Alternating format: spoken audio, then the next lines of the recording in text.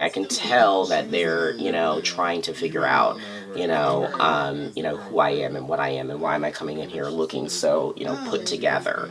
Um, and then it'll eventually all come down to it of, so like, do you want to get out of here? Or like, do you want to like, can I be honest with you? I would love to make out with you right now. And it's like, you can make out with me if you want to, but my face is going to be on your face by the end of this makeout session because I have on nothing but makeup right now. My arms are covered in makeup, my hands are covered in makeup, my face is in makeup, this wig might slip back, like, the boobs are not real, the hips or the ass is not real, the waist is definitely not real because I have on a corset and I literally have it so tight it's within an inch of my life right now. But it's fine because I'm doing it for beauty and beauty is pain and pain is beauty. So I'll do it. But it's nice to just say to them, so actually, I'm a dude. And they're just like, really? And I'm like, yeah. Oh, wow. I'm just like, yeah, you're welcome. Have a nice life. Go back to your wife sitting behind you. Like...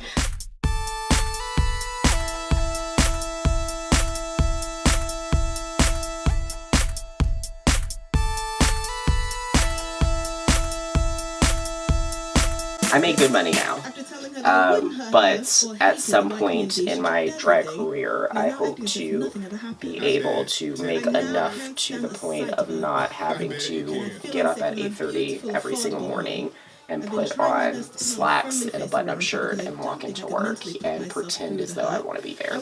I actually work, I work for Duke University, and I work on campus. I've seen you before. It's okay. It's okay, you don't need to know. Wait, no. Okay, when you walk by, I'll just say, hey. I'll know you then. And then you'll know me. And then you'll know me. I found drag, actually, through one of my friends, who was a student at the time at Duke, who really thought that I would be a great drag queen and kind of forced me to do it.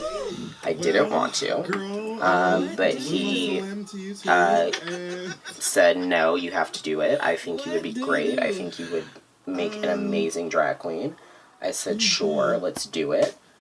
I sent a couple of photos into her. She said, yes, let's go ahead and enter you into my annual drag competition show, amateur drag competition show. And I did, and it was a sold-out show. It was a huge show, all of it, because amateur shows are really, really big. And I won the competition, and I thought, oh, that's just gonna be it. Like, this was fun, it was interesting. She came to me after the show. She asked me what I would think about perhaps performing with her drag family that she was trying to start. I said, sure. Me thinking, being a baby to this, thinking, oh, it's just going to be a couple of times. She continuously hired me. And then a month later, she came up to me and wanted to have a conversation. We had a conversation, and she asked me to be a part of the drag family. I just said yes. And then 5 years later, here I am. I host one of the largest shows in North Carolina at Cat's Cradle. I do that every 3 months.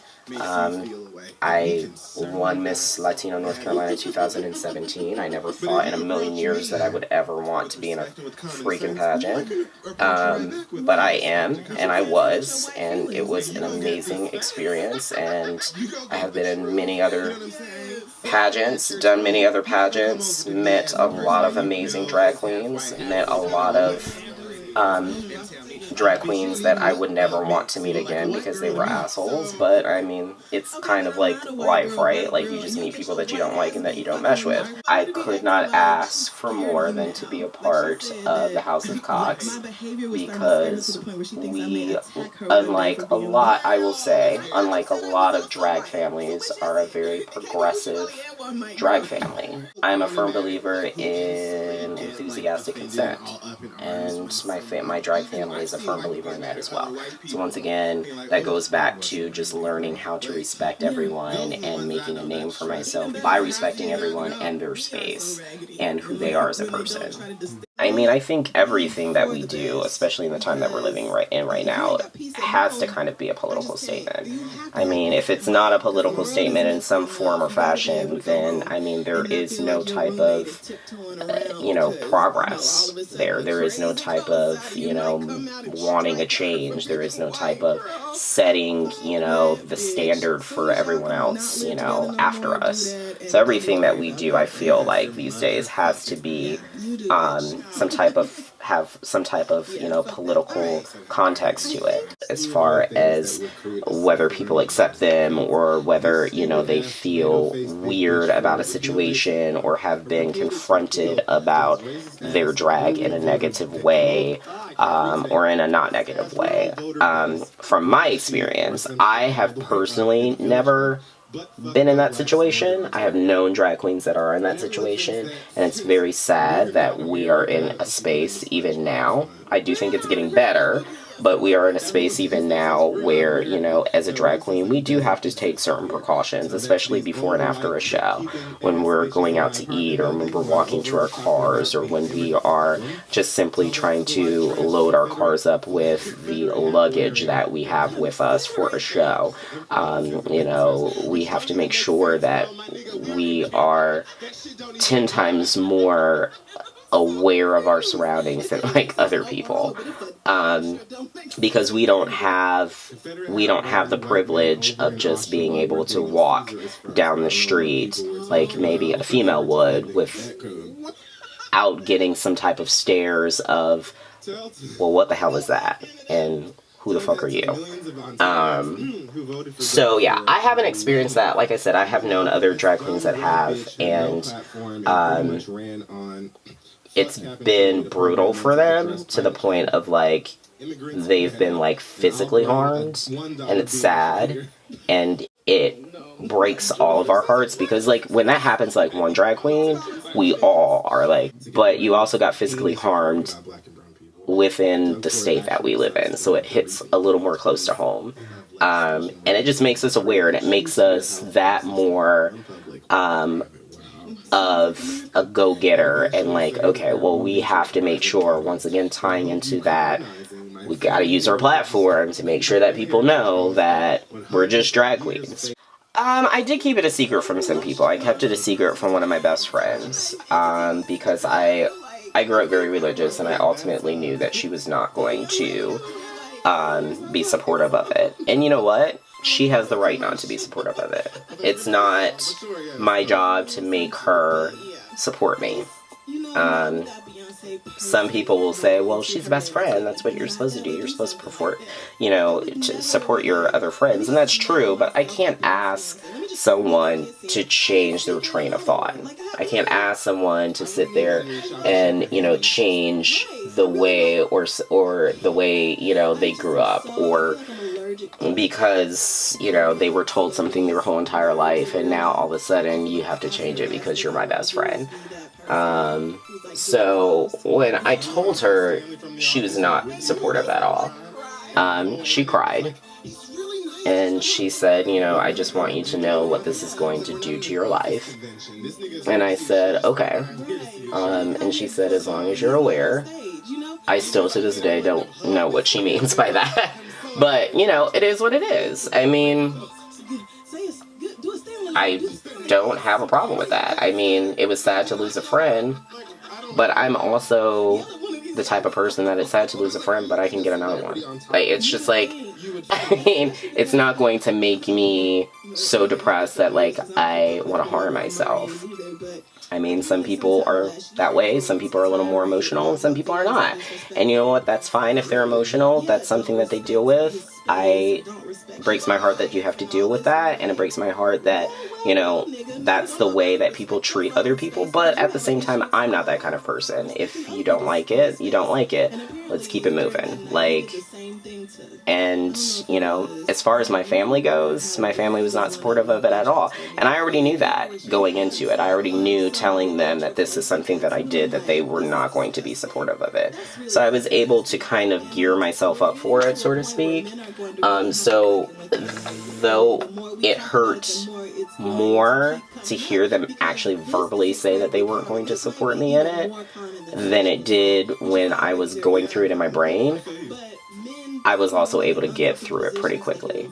And it is a lonely place every once in a while. It gets very lonely, especially, and I'm not trying to sound like I'm like fucking Michael Jackson or something, but it can be very lonely sometimes because you get to this space where, you know, your family is kind of like this confidant for you. Your family is this like refuge, this rock in like a sea of just angry water sometimes. And so your family is just this kind of like home base for you. So it can be lonely sometimes when you are a drag queen or when you're, and I'm not going to even say successful drag queen because I don't think that I've gotten to that point yet, but when you start to gain more notoriety, it does hurt a little bit because you honestly don't know who wants to be your friend or who just wants to be your friend because you're a drag queen, or because people around town know who you are, and they're just like, oh my god, that's Naomi Dix, oh my god, I love her, she's like, oh my god, I love her, I'm a fan of hers, oh my god, I go to her shows, you're friends with her, oh my gosh. So you don't know what's truth or not truth sometimes. And so it can be a lonely space for people, or it can be a lonely space, I'm gonna just talk for myself, but it can be a lonely space for me sometimes where I'm like, I don't really know if this person is my friend, or they just want to be my friend because I'm Naomi Dix. And I can't go to my family who I know would genuinely love me, whether I'm Naomi Dix or not, because they don't support me. But I've gained a family because I have a drag family. I've gained a sister. I have a biological older sister. Her last words to me actually were, I hope you get AIDS and die. And I was like, okay. Thank you, that's really dramatic. Dun-dun-dun. Like, great. But I have sisters now. I have drag sisters. I have Stormy. I have, Taylor. All of these people are my drag sisters. And I have drag brothers. I never had a brother before, but now I have drag brothers. And I have pit crew members who are part of my drag family who I call brothers. I have a drag mother. I have a drag father. I have a boyfriend who I love and who I've been with for 4 years. I mean, I have little bunnies. They're like my little children. Like, I have this whole family that I've built around me to replace pretty much my biological family. But at the end of the day, there is no replacement for that. And it's hard sometimes, but I get through it. And I push myself probably harder than I should when it comes to drag. And I exhaust myself a lot of times when it comes to drag because it helps me to forget about the fact that my biological family doesn't support me. And then also at the same time, it also helps me to stay grounded in a way that if I didn't have drag, I'd probably go crazy because I didn't have my family with me. Are there any things that you would do, like, in drag that you wouldn't do out of drag? That, like, by having, like, the makeup and, like, the outfit on, that, like, you just feel like it brings out certain elements of yourself that, like, Carlos wouldn't do? Walk down the street confidently and sashay my ass into a restaurant. Yeah. Versus Carlos, who would be like, oh, okay, I'm just gonna walk down the street. No one's paying attention to me. I would like to think that drag queens are a part, not the, but a part of the foundation of the LGBTQ community. And that foundation is getting stronger and stronger and stronger with more and more drag queens that come into existence. So, yeah, I think that they just think that I think that we all find drag to be stable and safe for the community. Yeah.